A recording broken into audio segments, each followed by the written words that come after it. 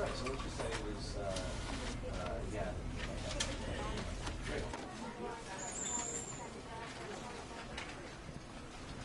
I know that you're the not me.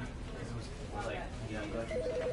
Well, right. You know, because I wanted to put him down to a better level. Basically, right. And was that exactly what you were saying? Are you speaking? Does it work from like does it still work? Can you be what you if I go and the same thing? Or does it have to be You know what?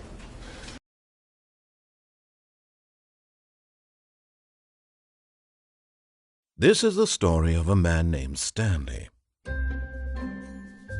Stanley worked for a company in a big building where he was employee number 427. Employee number 427's job was simple. He sat at his desk in room 427 and he pushed buttons on a keyboard. Orders came to him through a monitor on his desk, telling him what buttons to push, how long to push them, and in what order. This is what employee 427 did every day of every month of every year. And although others might have considered it soul-rending, Stanley relished every moment that the orders came in, as though he had been made exactly for this job. And Stanley was happy. And then one day, something very peculiar happened. Something that would forever change Stanley. Something he would never quite forget. He had been at his desk for nearly an hour when he realized that not one single order had arrived on the monitor for him to follow. No one had showed up to give him instructions, call a meeting, or even say hi. Never in all his years at the company had this happened, this complete isolation. Something was very clearly wrong. Shocked, frozen solid, Stanley found himself unable to move for the longest time. But as he came to his wits and regained his senses, he got up from his desk and stepped out of his office.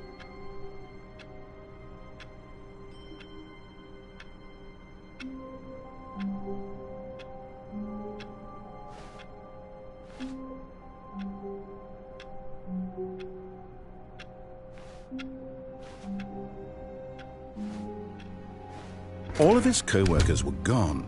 What could it mean? Stanley decided to go to the meeting room. Perhaps he had simply missed a memo.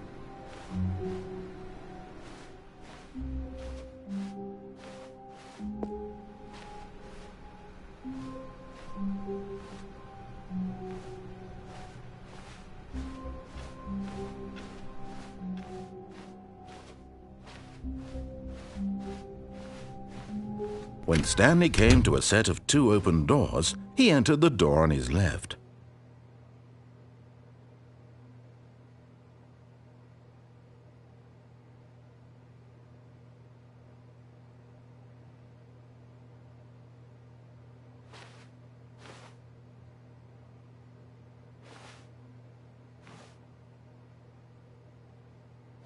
This was not the correct way to the meeting room, and Stanley knew it perfectly well.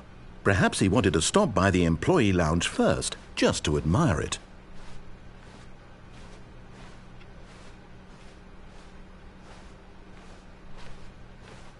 Wow, yes, this room. What a beautiful room. What a gorgeous, gorgeous room. Thank goodness Stanley had taken this detour on his way to the meeting room. Life without having experienced this room was now too horrible even to consider.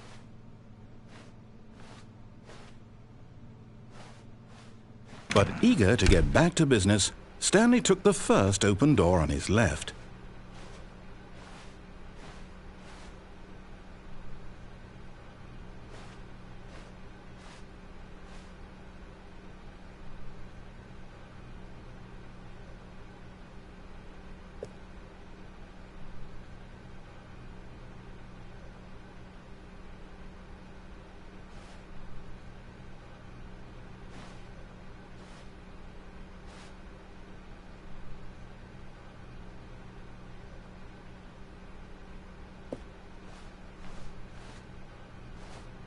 And so he detoured through the maintenance section, walked straight ahead to the opposite door, and got back on track.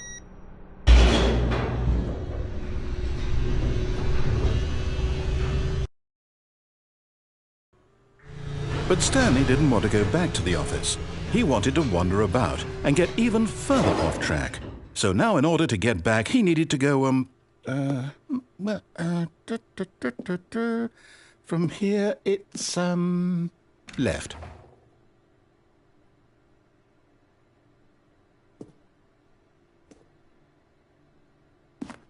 Oh, no, it's to the right, my mistake. No, not the right. Why would I have ever said it was to the right? What was I thinking? It's clearly... Oh dear, would you hold on for a minute, please? Now, let's see. We went down right, left, down, left, right. Yep, okay, yes. I've got it now. This story is absolutely, definitely this way.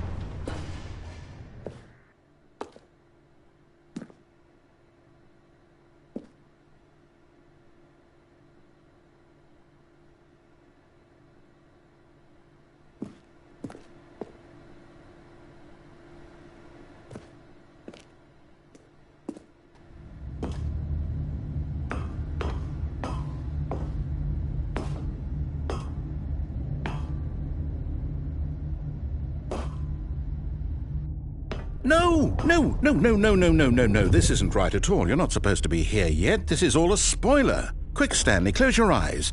Okay. We just have to get back to, oh, who am I kidding? It's all rubbish now.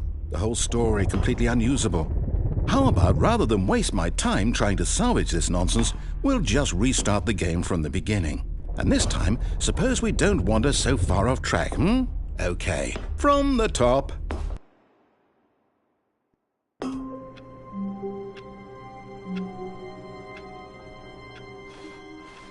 All of his co-workers were gone. What could it mean? Stanley decided to go to the meeting room. Perhaps he had simply missed a memo.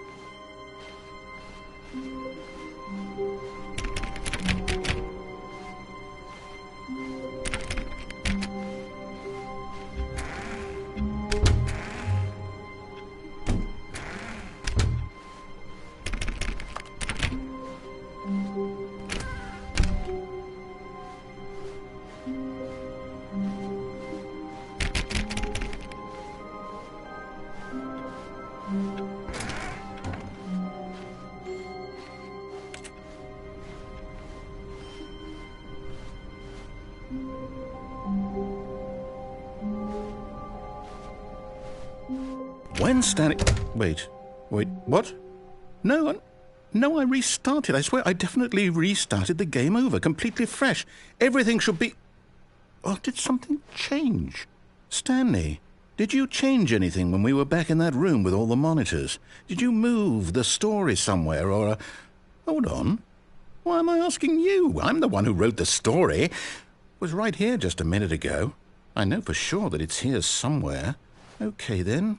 It's an adventure. Come, Stanley. Let's find the story.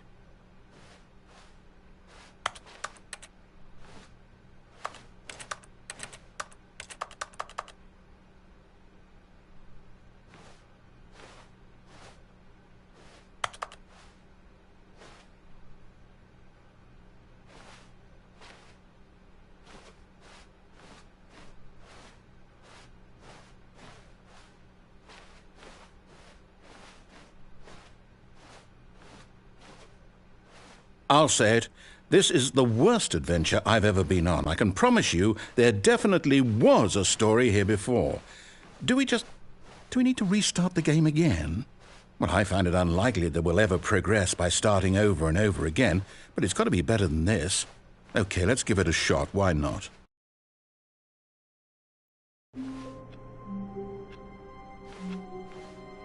All of his co-workers were gone. What could it mean? Stanley decided to go to the meeting room. Perhaps he had simply missed a memo.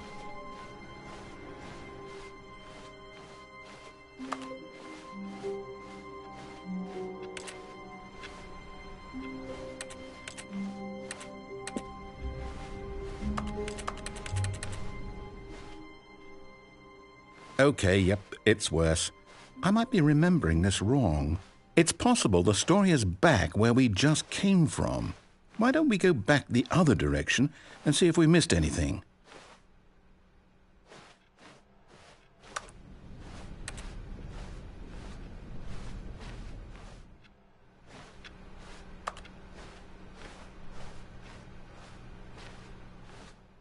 Aha!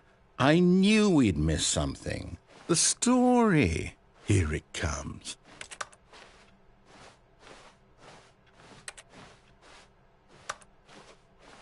No, wait, never mind. Not the story. Okay, let's head back the other way and retrace our steps.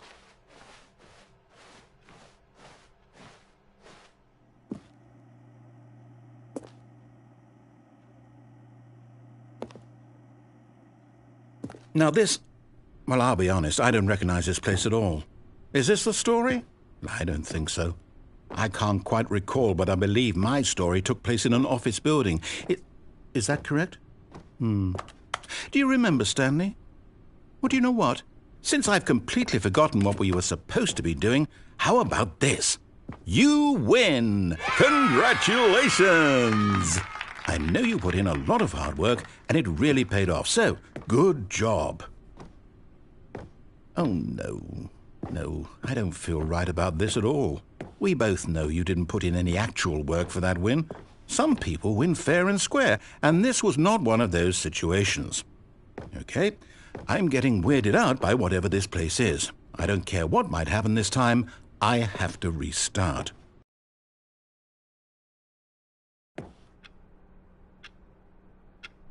All right, I've got a solution. This time, to make sure we don't get lost, I've employed the help of the Stanley Parable Adventure Line.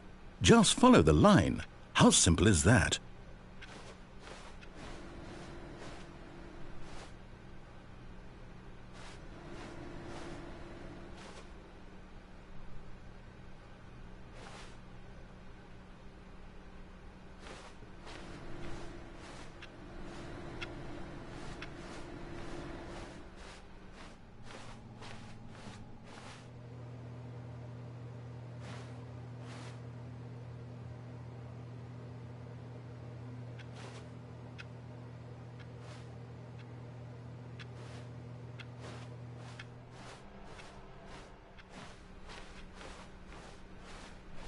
No, I'm down. We're leaving it up to the line from now on.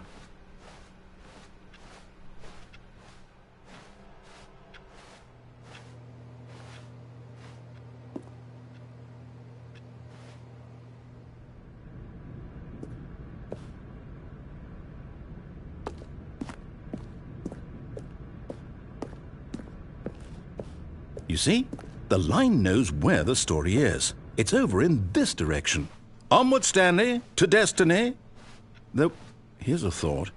Wouldn't wherever we end up be our destination, even if there's no story there? Or to put it another way, is the story of no destination still a story?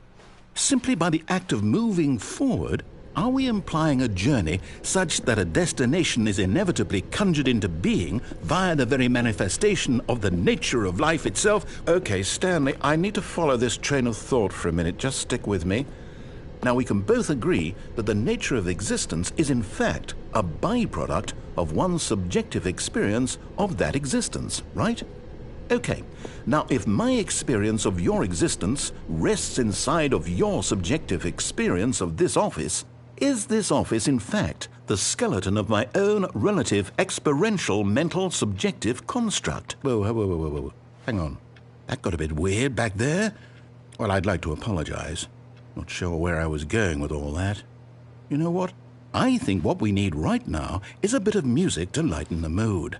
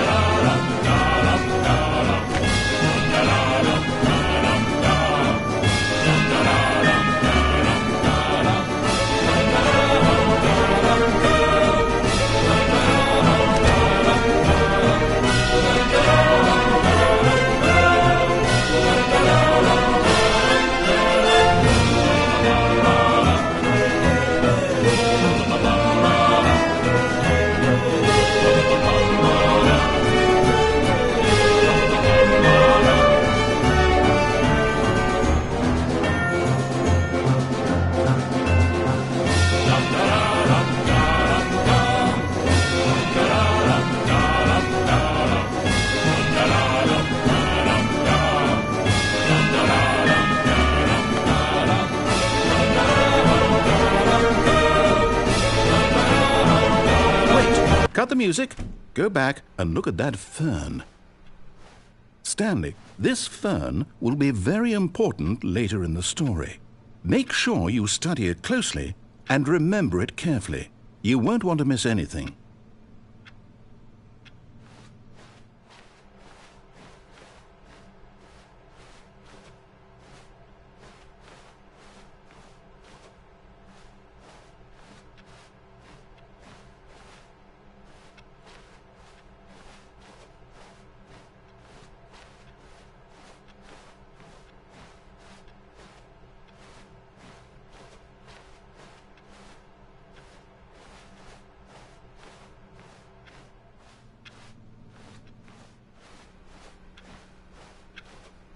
Wait, what?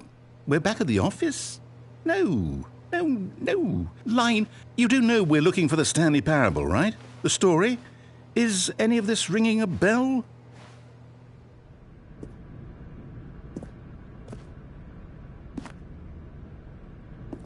Oh, no, not again, Line. How could you have done this to us? And after we trusted you, after everything we've been through, you... Well, I can't take this anymore. To hell with it. Restart.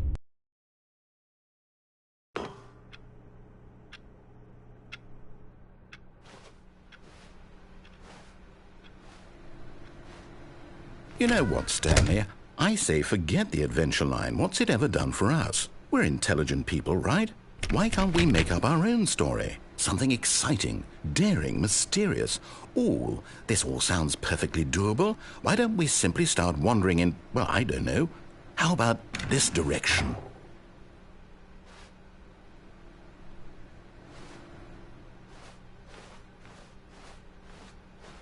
Now, yes, this is exciting. Just me and Stanley forging a new path, a new story. Well, it could be anything. What do you want our story to be? Go wild. Use your imagination. Whatever it might be, Stanley, I'm ready for it.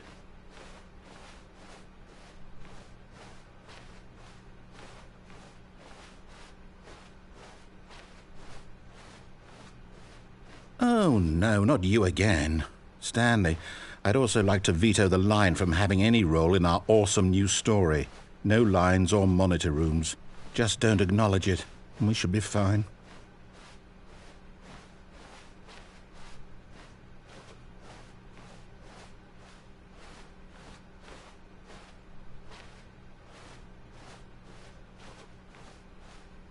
Ah, a choice. We get to make a decision.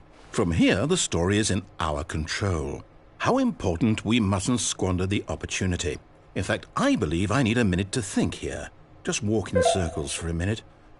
Okay, so I know that each door has to lead somewhere, which means that somewhere, the place where we're trying to go, there must be a reverse door that leads here. And that in turn means that our destination corresponds with the counter-inverted reverse door's origin. So starting from the right, let us ask, will taking the right door lead us to where we're going? And since the answer is clearly yes, then by all accounts, the door on the right is the correct one. Another victory for logic. Come, Stanley, our destiny awaits.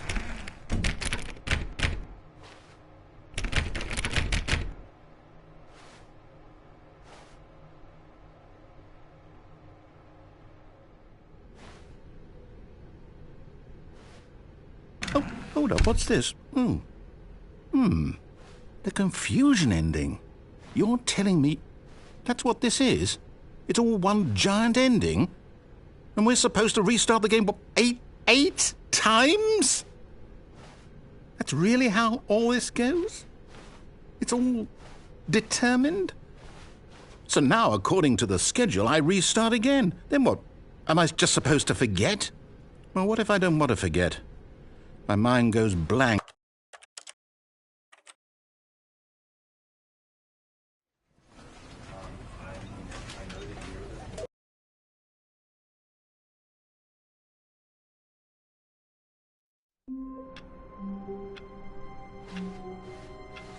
All of his co-workers were gone. What could it mean? Stanley decided to go to the meeting room. Perhaps he had simply missed a memo.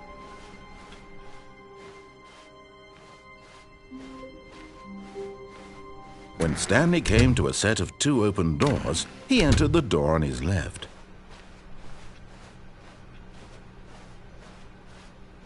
Yet there was not a single person here either.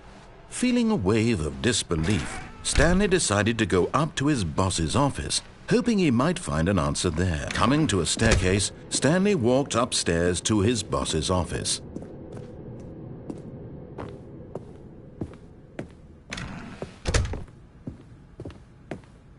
Okay, I think we all know the drill by now. Blah, blah, blah. Dark secrets, the keypad. Stanley pushes some buttons. Oh, hey, look, it's a new passageway. Quelle surprise.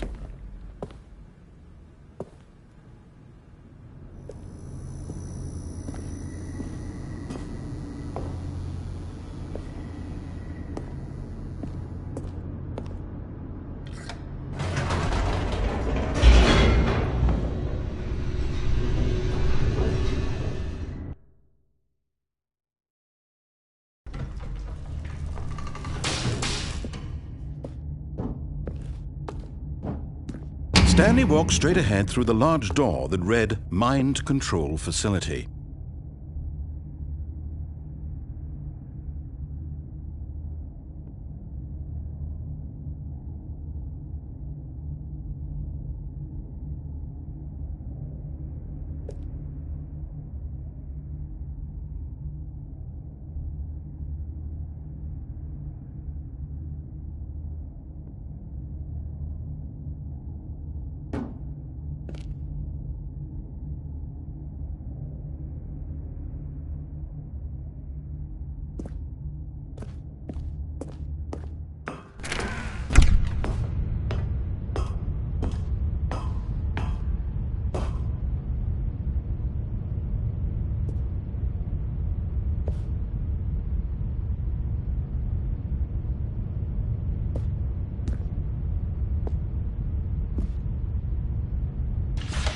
The lights rose on an enormous room packed with television screens.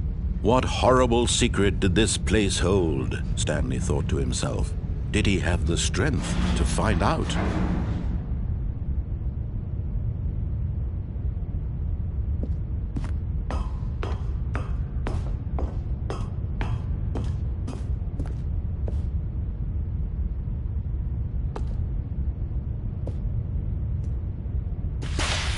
Now the monitors jumped to life, their true nature revealed. Each bore the number of an employee in the building, Stanley's co-workers.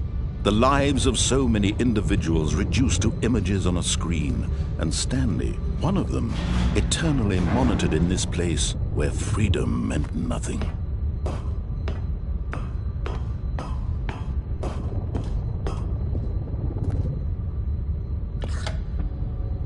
This mind control facility, it was too horrible to believe. It couldn't be true.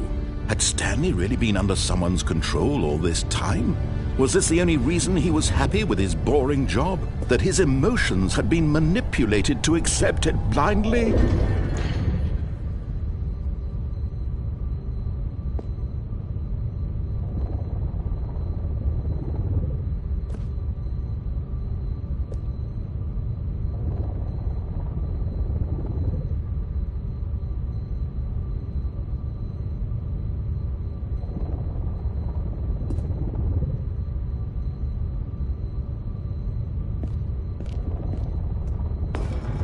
No, he refused to believe it. He couldn't accept it. His own life in someone else's control? Never! It was unthinkable, wasn't it? Was it even possible? Had he truly spent his entire life utterly blind to the world?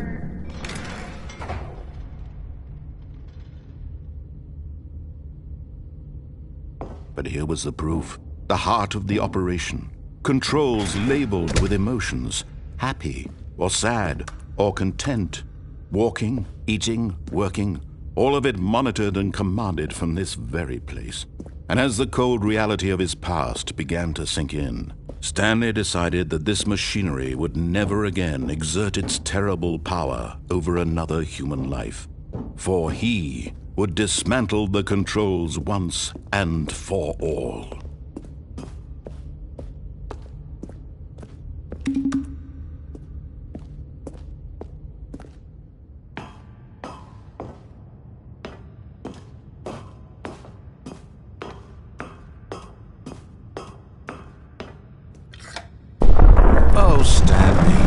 didn't just activate the controls, did you?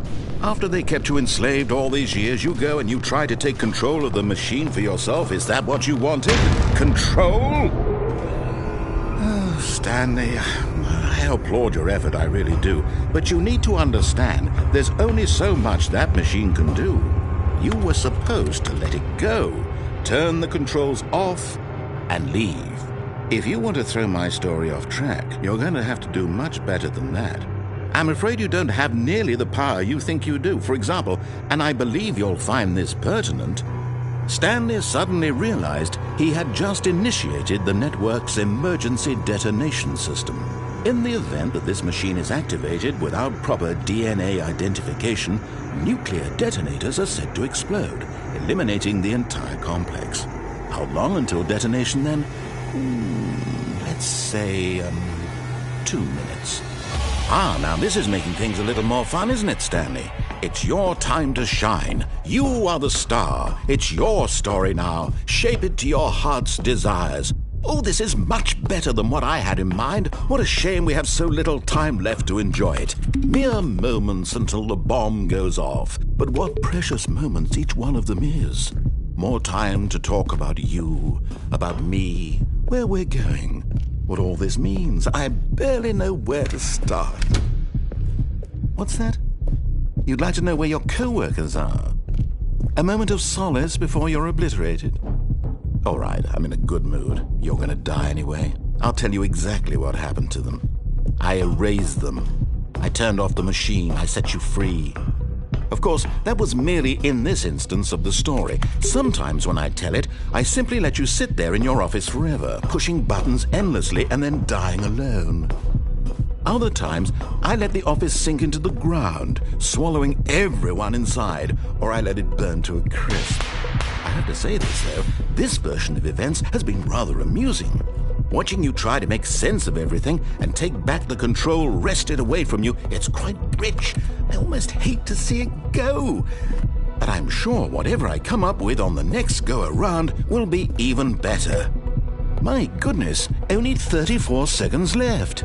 But I'm enjoying this so much. You know what? To hell with it. I'm going to put some extra time on the clock. Why not? These are precious additional seconds, Stanley. Time doesn't grow on trees. Oh dear me, what's the matter, Stanley?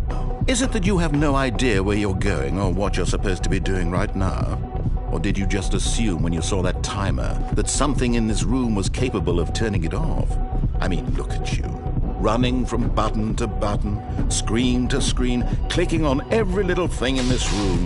These numbered buttons, no, these colored ones. Or maybe this big red button, or this door. Everything, anything, something here will save me.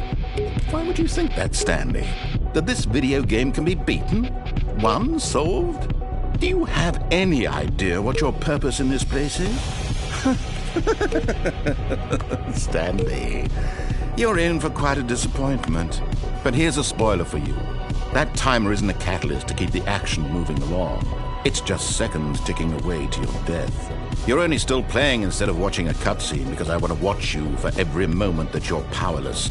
To see you made humble. This is not a challenge. It's a tragedy. You wanted to control this world, that's fine. But I'm going to destroy it first, so you can't. Take a look at the clock, Stanley.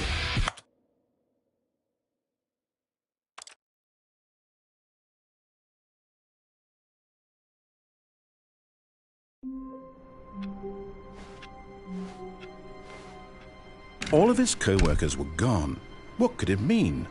Stanley decided to go to the meeting room. Perhaps he had simply missed a memo.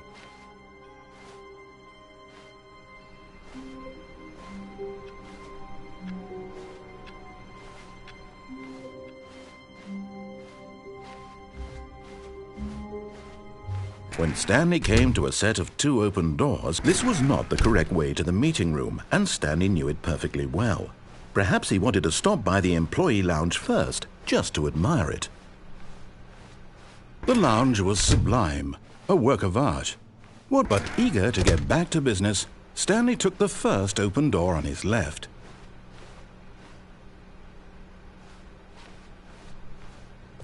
Stanley was so bad at following directions, it's incredible he wasn't fired years ago.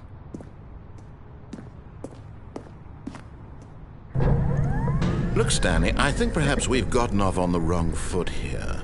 I'm not your enemy, really, I'm not. I realize that investing your trust in someone else can be difficult, but the fact is that the story has been about nothing but you all this time. There's someone you've been neglecting, Stanley. Someone you've forgotten about. Please, stop trying to make every decision by yourself. Now, I'm not asking for me, I'm asking for her. This is it, Stanley. Your chance to redeem yourself, to put your work aside, to let her back into your life. She's been waiting.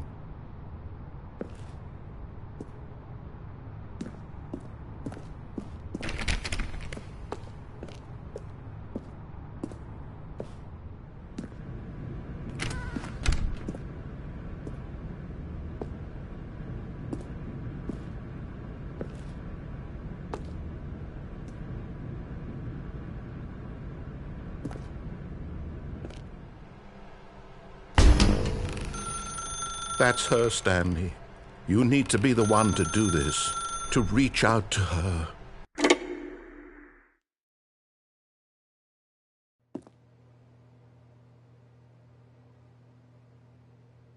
Oh, Stanley, is that you? Hold on, sweetie. Sorry to keep you waiting. I'm just pulling the bread out of the oven. All right. Okay, there we go. All right, now, I want you to come in and tell me all about your damn wife. Gotcha! Oh, come on. Did you actually think you had a loving wife who'd want to commit their life to you? I'm trying to make a point here, Stanley. I'm trying to get you to see something. Come inside. Let me show you what's really going on here.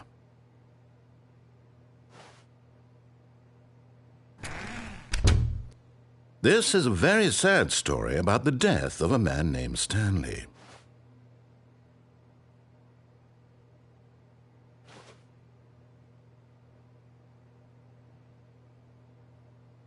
Stanley is quite a boring fellow.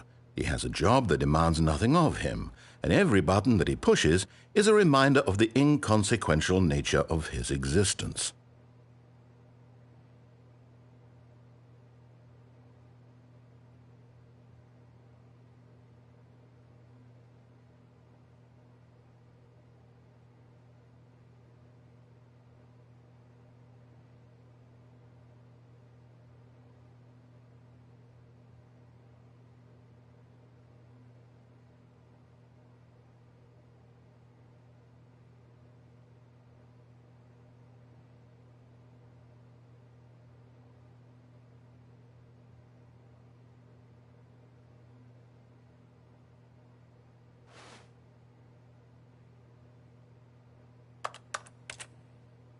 Look at him there, pushing buttons, doing exactly what he's told to do. Now he's pushing a button. Now he's eating lunch. Now he's going home. Now he's coming back to work. One might even feel sorry for him, except that he's chosen this life.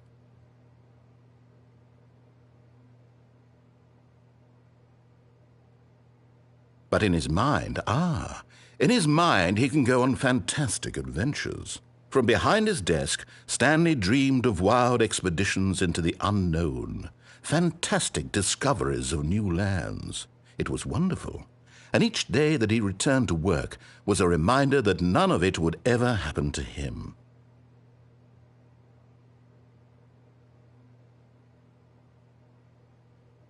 And so he began to fantasize about his own job. First, he imagined that one day while at work, he stepped up from his desk to realize that all of his co-workers, his boss, everyone in the building had suddenly vanished off the face of the earth. The thought excited him terribly. So he went further. He imagined that he came to two open doors and that he could go through either. At last, choice. It barely even mattered what lay behind each door. The mere thought that his decisions would mean something was almost too wonderful to behold. As he wandered through this fantasy world, he began to fill it with many possible paths and destinations. Down one path lay an enormous round room with monitors and mind controls. And down another was a yellow line that weaved in many directions. And down another was a game with a baby. And he called it the Stanley Parable.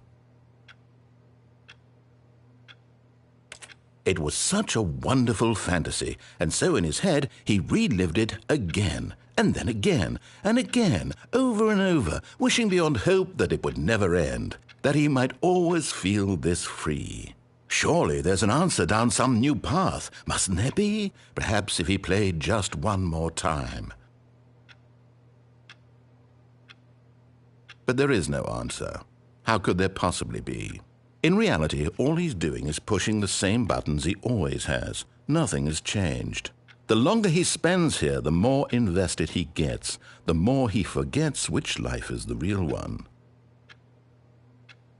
And I'm trying to tell him this, that in this world he can never be anything but an observer, that as long as he remains here, he's slowly killing himself. But he won't listen to me. He won't stop. Here, watch this. Stanley, the next time the screen asks you to push a button, do not do it.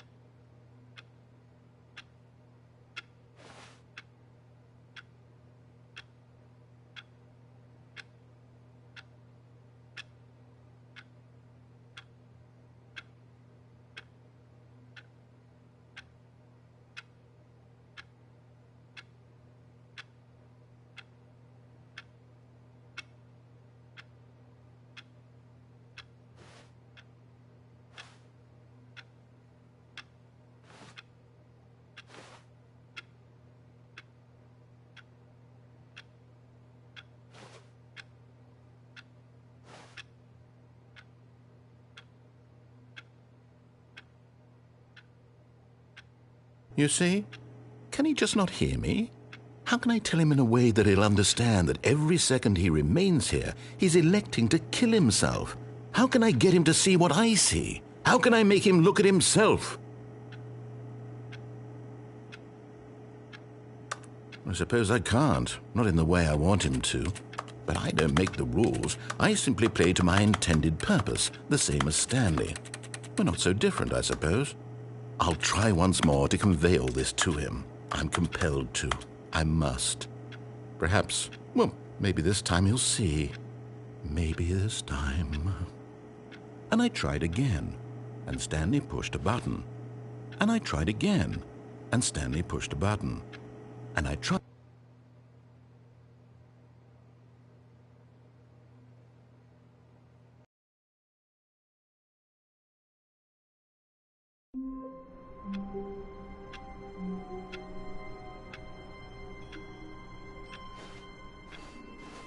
All of his co-workers were gone. What could it mean? Stanley decided to go to the meeting room. Perhaps he had simply missed a memo. Stanley went around touching every little thing in the office, but it didn't make a single difference, nor did it advance the story in any. No matter how hard Stanley looked, he couldn't find a trace of his co-workers.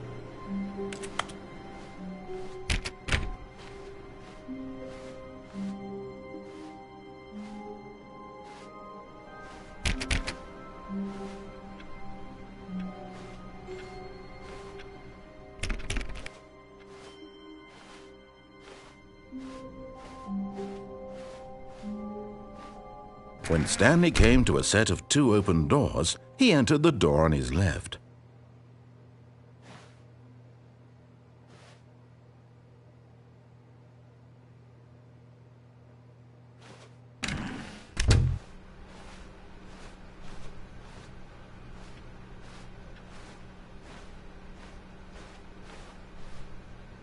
Yet there was not a single person here either.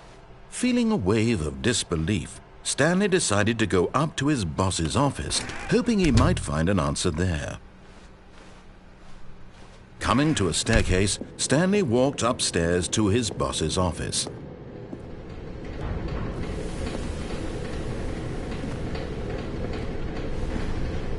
But Stanley just couldn't do it. He considered the possibility of facing his boss. Admitting he had left his post during work hours, he might be fired for that. And in such a competitive economy, why had he taken that risk? All because he believed everyone had vanished? His boss would think he was crazy. And then something occurred to Stanley. Maybe, he thought to himself, maybe I am crazy. All of my co-workers blinking mysteriously out of existence in a single moment for no reason at all? None of it made any logical sense. And as Stanley pondered this, he began to make other strange observations. For example, why couldn't he see his feet when he looked down? Why did doors close automatically behind him wherever he went? And for that matter, these rooms were starting to look pretty familiar. Were they simply repeating? No, Stanley said to himself, this is all too strange. This can't be real. And at last, he came to the conclusion that had been on the tip of his tongue. He just hadn't found the words for it. "I'm dreaming!" he yelled. "This is all a dream." Oh, what a relief Stanley felt to have finally found an answer, an explanation. His co-workers weren't actually gone. He wasn't going to lose his job. He wasn't crazy after all. And he thought to himself, I suppose I'll wake up soon. I'll have to go back to my boring real-life job pushing buttons. I may as well enjoy this while I'm still lucid. So, he imagined himself flying and began to gently float above the ground. Then he imagined himself soaring through space on a magical starfield, and it too appeared. It was so much fun, and Stanley marveled that he had still not woken up. How was he remaining so lucid? And then perhaps the strangest question of them all entered Stanley's head. One he was amazed he hadn't asked himself sooner. Why is there a voice in my head dictating everything that I'm doing and thinking? Now the voice was describing itself being considered by Stanley, who found it particularly strange. I'm dreaming about a voice describing me, thinking about how it's describing my thoughts, he thought.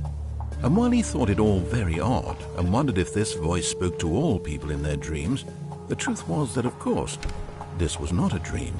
How could it be? Was Stanley simply deceiving himself, believing that if he's asleep he doesn't have to take responsibility for himself? Stanley is as awake right now as he's ever been in his life. Now, hearing the voice speak these words was quite a shock to Stanley. After all, he knew for certain, beyond a doubt, that this was in fact a dream. Did the voice not see him float and make the magical stars just a moment ago? How else would the voice explain all that? This voice was a part of himself too. Surely, if he could just... He would prove it. He would prove that he was in control, that this was a dream. So he closed his eyes gently, and he invited himself to wake up. He felt the cool weight of the blanket on his skin, the press of the mattress on his back, the fresh air of a world outside this one. Let me wake up, he thought to himself. I'm through with this dream. I wish it to be over. Let me go back to my job. Let me continue pushing the buttons. Please, it's all I want. I want my apartment, and my wife, and my job. All I want is my life exactly the way it's always been. My life is normal.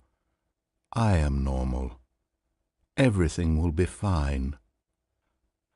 I am okay.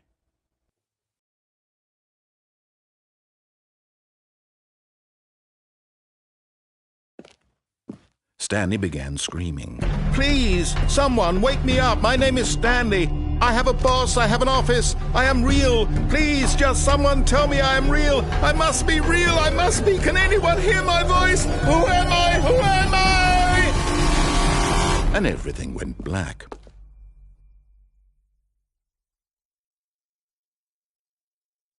This is the story of a woman named Mariella.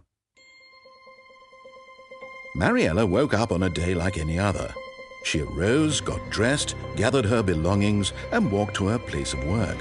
But on this particular day, her walk was interrupted by the body of a man who had stumbled through town talking and screaming to himself, and then collapsed dead on the sidewalk. And although she would soon turn to go call for an ambulance, for just a few brief moments she considered the strange man. He was obviously crazy, this much she knew. Everyone knows what crazy people look like. And in that moment, she thought to herself how lucky she was to be normal. I am sane. I am in control of my mind. I know what is real and what isn't. It was comforting to think this, and in a certain way, seeing this man made her feel better. But then she remembered the meeting she had scheduled for that day, the very important people whose impressions of her would affect her career, and by extension, the rest of her life.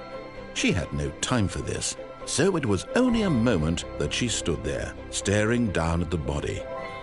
And then she turned and ran.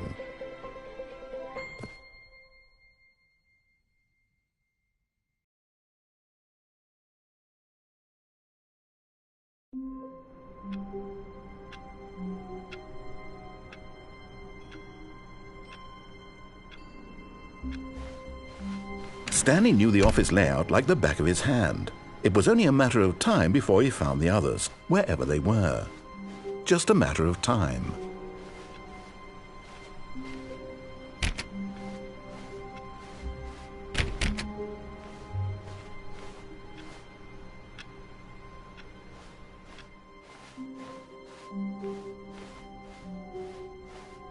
When Stanley came to a set of 2 open doors, he entered the door on his left.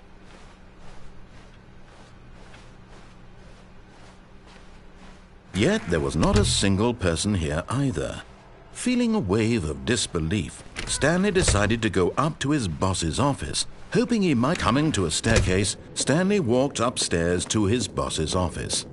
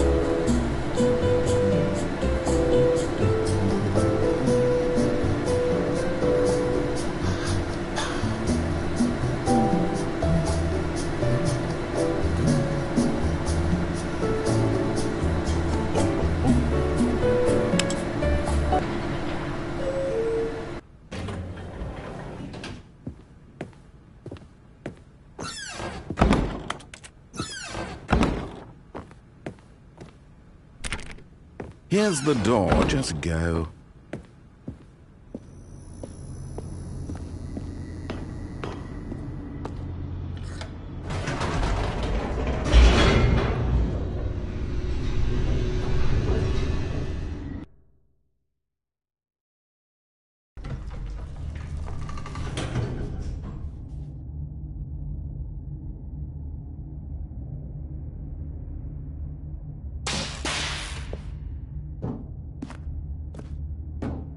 Stanley walked straight ahead through the large door that read Mind Control Facility.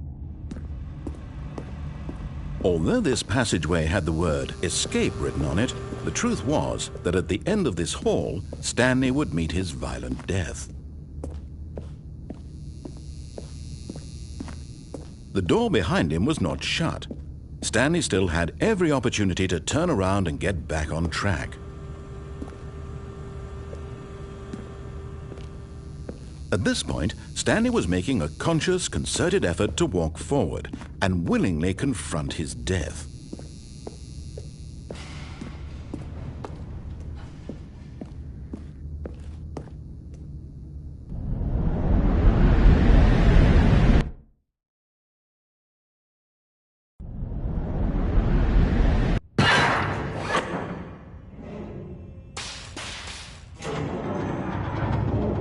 As the machine whirred into motion and Stanley was inched closer and closer to his demise, he reflected that his life had been of no consequence whatsoever.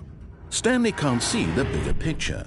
He doesn't know the real story, trapped forever in his narrow vision of what this world is. Perhaps his death was of no great loss, like plucking the eyeballs from a blind man. And so he resigned and willingly accepted this violent end to his brief and shallow life. Farewell, Stanley.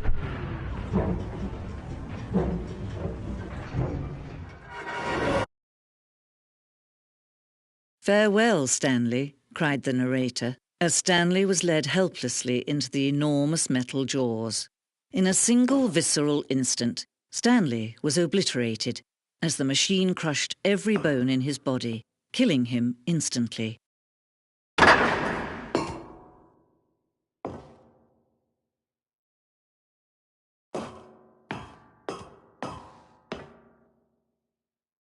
And yet it would be just a few minutes before Stanley would restart the game, back in his office, as alive as ever.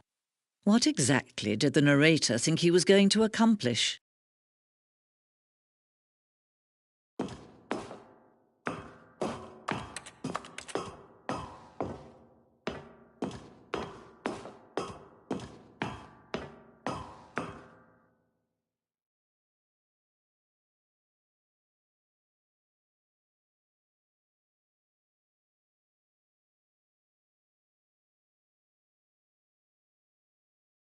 When every path you can walk has been created for you long in advance, death becomes meaningless, making life the same. Do you see now? Do you see that Stanley was already dead from the moment he hit start?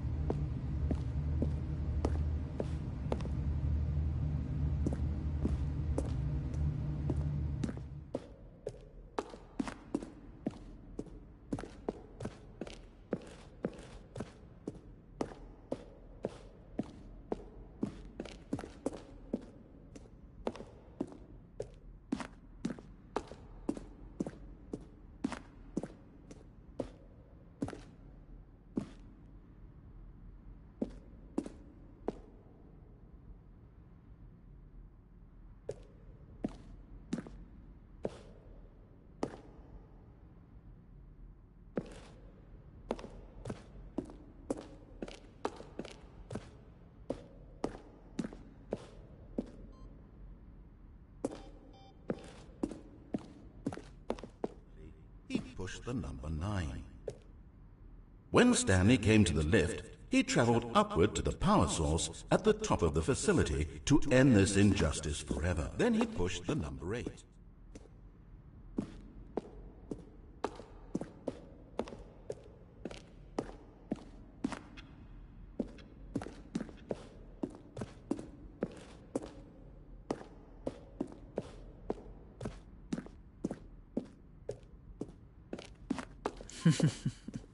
Oh, look at these two. How they wish to destroy one another. How they wish to control one another. How they both wish to be free. Can you see? Can you see how much they need one another? No, perhaps not. Sometimes these things cannot be seen. But listen to me.